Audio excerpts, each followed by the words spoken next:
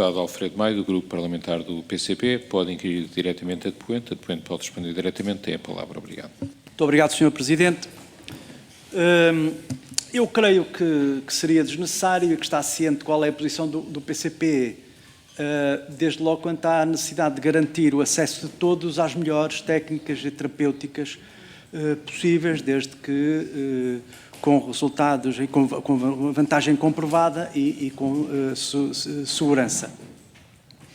E que também temos a perfeita consciência de que este é mais um caso em que se comprova a importância decisiva do Serviço Nacional de Saúde.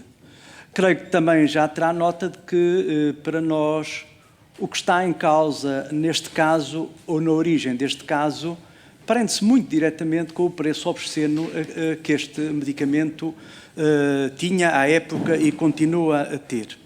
Ora, tendo em conta justamente a experiência na área da gestão hospitalar e dos serviços de saúde, mas também a experiência governativa que possui, a pergunta impõe-se porque é que este medicamento atinge este valor, e estamos a falar, enfim, de pouco menos de 2 milhões de euros, com ou sem IVA, conforme quisermos fazer as contas. Muito obrigada, Sr. Deputado Alfredo Maia. Eu não sou perita na área do medicamento e também por isso nunca acompanhei esta área enquanto Ministra da Saúde.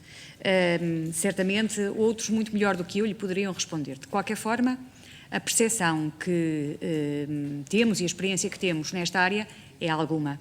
E vai exatamente no sentido, e penso que politicamente a Comissão Parlamentar da Saúde desta Casa tentou várias vezes trabalhar nessa área e trazer a discussão para essa área. Nós temos necessidade de maior transparência sobre a formação dos preços dos medicamentos. Quando digo nós, não é nós país, é nós, mundo ocidental, que tem acesso em primeira linha a um conjunto de tecnologias. É evidente que, do outro lado, o argumento é sempre o argumento da inovação e dos custos da inovação e dos longos anos que a inovação tem por trás. Se nós pegarmos no exemplo das vacinas da Covid, nós podemos facilmente perceber que aquela inovação, aquela tecnologia que permitiu que em poucos meses tivesse uma vacina disponível no mercado, de facto não surgiu naqueles poucos meses, resultou de um trabalho que vinha sendo feito muito tempo anteriormente, por muita gente, muitos anos.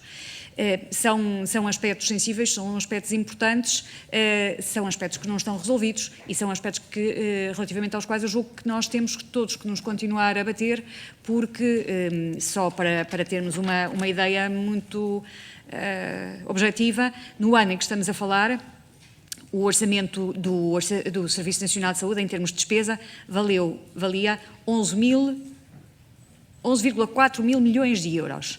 Desses 11,4 mil milhões de euros, 1,6 mil milhões de euros eram medicamentos de dispensa hospitalar, dados em hospitais.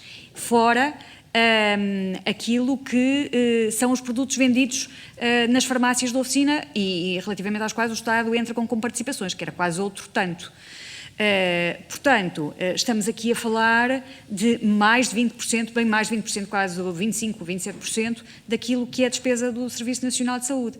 É um tema complexo, a inovação salva vidas, a inovação é muito importante também para a economia, mas tem estes aspectos sobre os quais certamente todos gostaríamos de ter mais informação. Muito obrigada.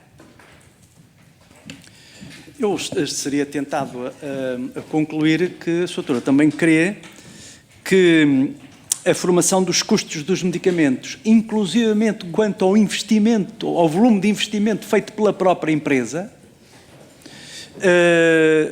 não é suficientemente clara nem transparente. Aliás, referiu na intervenção anterior a palavra transparência, não é? E também não é escrutinável. Mas já agora gostava de fazer um comentário em relação à resposta à pergunta anterior relativamente ao que aconteceu com a Covid. Sabe também, ou melhor do que eu, quanto é que os Estados e a União Europeia investiram eles próprios nesse processo.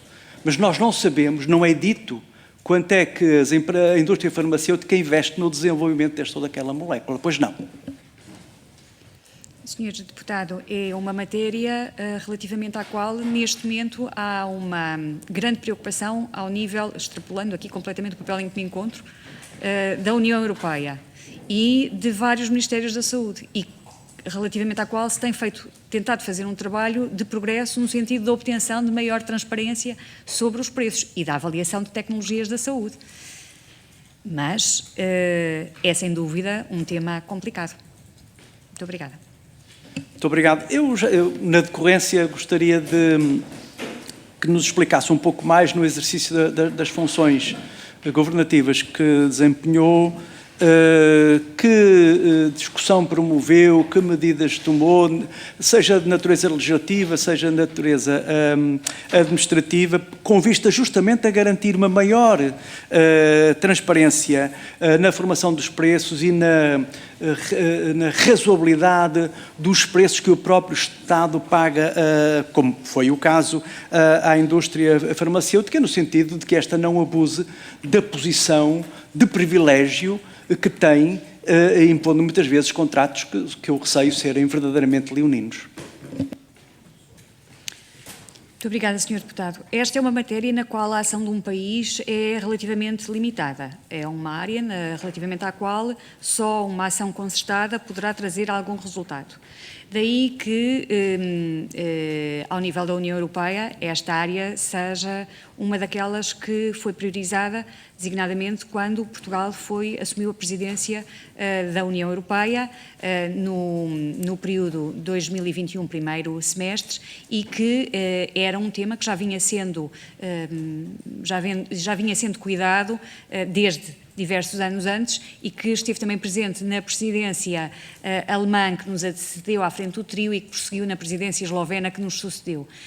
Gostava apenas de lhe dizer que nessa altura foi possível, por exemplo, aprovar, e isso não foi um trabalho do Ministério da Saúde em exclusivo, foi muito um trabalho também das agências reguladoras, concretamente do Infarmed, que teve um papel muito importante no apoio técnico a essa aprovação, o Regulamento de Avaliação de Tecnologias da Saúde, que está agora em fase de implementação e que permitirá que a partir de 2025 nós tenhamos maior uniformidade naquilo que, quando estiver em pleno funcionamento, maior uniformidade naquilo que é a avaliação de tecnologias da saúde no espaço da União Europeia.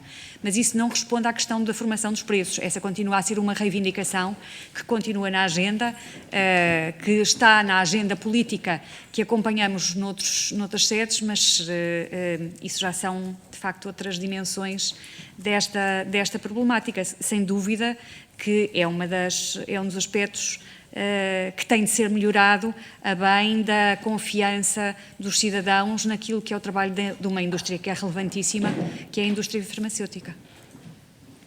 Podemos então concluir que a legislação em vigor em Portugal, nomeadamente o Decreto-Lei 97/2015, o Decreto-Lei 115/2017 e a Portaria 391/2019, pouco ou nada ajudam à transparência quanto à formação dos preços dos medicamentos.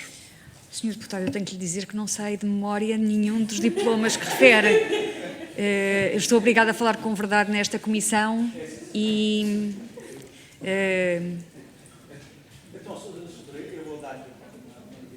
O seu microfone, por favor, Sr. Deputado. Muito obrigado. Vou dar-lhe uma novidade, é que nenhum dos 3 diplomas que referi, nem a portaria, de facto, contribuem para o que quer que seja de transparência. Já agora, eu vou terminar, porque, de facto, já nos ajudou bastante, mas com uma pergunta. Tendo sido a senhora doutora Ministra, por que razão os contratos entre o Estado, que são celebrados pelo Infarmed, e as companhias farmacêuticas contêm cláusulas de confidencialidade relativamente ao preço do medicamento ajustado? Eu pergunto isto porque, se calhar, faz algum sentido que sejam muito mais transparentes e públicas estas. Se repare, eu ainda há bocadinho estava aqui a consultar uma série de informações sobre o mercado internacional de mercadorias. e sei dizer-lhe ao segundo qual é a cotação do urânio, do ouro, das batatas ou do milho. Porque é que os cidadãos não podem saber quanto é que custa, qual é a cotação de uma ou outra substância que se destina a tratamento humano? Porque é que não podem saber da mesma maneira? Não lhe causa perplexidade? Muito obrigado. Causa-me desconforto, mas quando nós queremos comprar um produto que apenas uma entidade tem, ou aceitamos ou não aceitamos. E coloque-se o Sr. Deputado no lugar de um Ministro da Saúde que precisa de aceder a vacinas e que sabe que aquelas vacinas são essenciais para uma resposta a uma situação pandémica. Assinava ou não assinava o contrato? Ó, Sra. Se coloca, eu bem sei que não é a intenção, bem sei que não é, nem poderia, não é? Mas se coloca a questão no plano do que eu chamaria, à falta de melhor, uma chantagem que a indústria exerce sobre os Estados, então sim, é bom que nos apressemos todos a tornar transparente e justa a formação dos preços, porque senão estamos numa situação em que os governos estão literalmente capturados pelo interesse das empresas.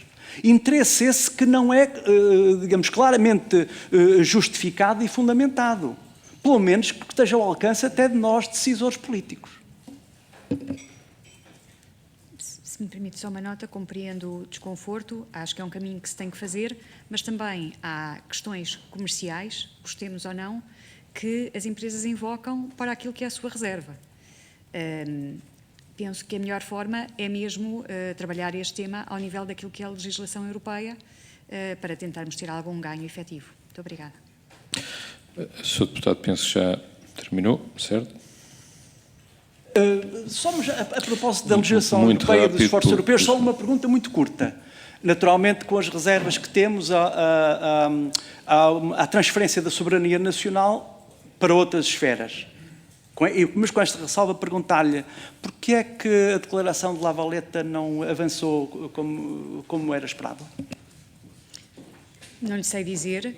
O que lhe posso dizer é que Portugal esteve desde o início muitíssimo empenhado no processo de La Valeta. Aliás, uma vez mais, não fui eu, foi o meu antecessor, Ministro da Saúde, Adalberto Campos Fernandes, que tudo fez com um conjunto de pequenos países no sentido do processo de La Valeta, que tem a ver exatamente com o acesso e com a transparência do acesso aos medicamentos, pudesse avançar. Muito obrigada. Obrigado, Sr. Deputado. Obrigado.